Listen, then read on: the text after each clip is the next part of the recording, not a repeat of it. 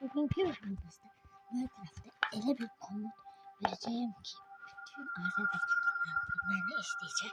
Neyse oyunumuza girer. Benim için bir tane dünya oluşturar.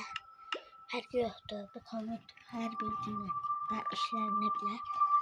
Video çok kısa olacak ama nasıl diyeyim, bu komut sayesinde bütün Azerbaycan belki bütün dünya beni isteyecek.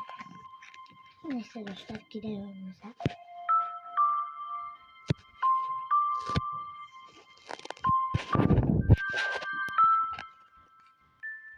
Oyunumuza girdik. Şimdi geldik buradan. Efekt yazarı.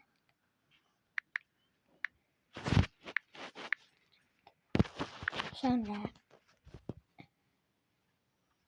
mesela başlayın. Bana etmez artık azdır.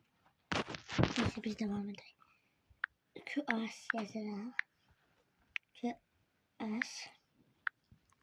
Ara bırakalım. H6.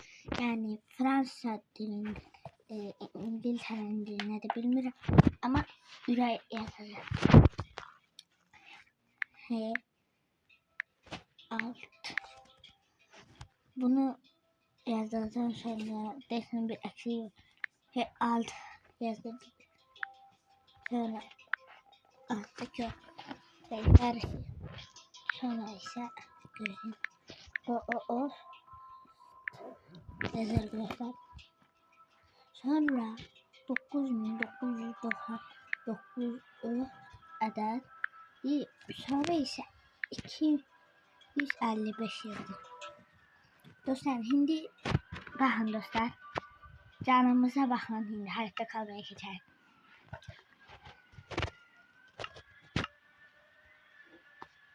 Dostlar, hazır size göstereyim. Dostlar, canımıza bakın. Dostlar, şimdi bunu dolu alana inanmaya olmaz ama dolmasını gözleyebiliriz. Dostlar, bu arada bu 3 saat, bu efekt değilse 3 saat 2 saat kalabilir bizde.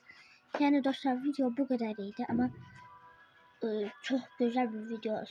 Neyse, sağ olun. Sağ olun. Bir sonraki videolarda ben ayrı bir özümsü şair eləmiştim. O şairi de gösterebilirim. Neyse dostlar, video bu kadarıydı. Bence video burada bitirir. Sağ olun.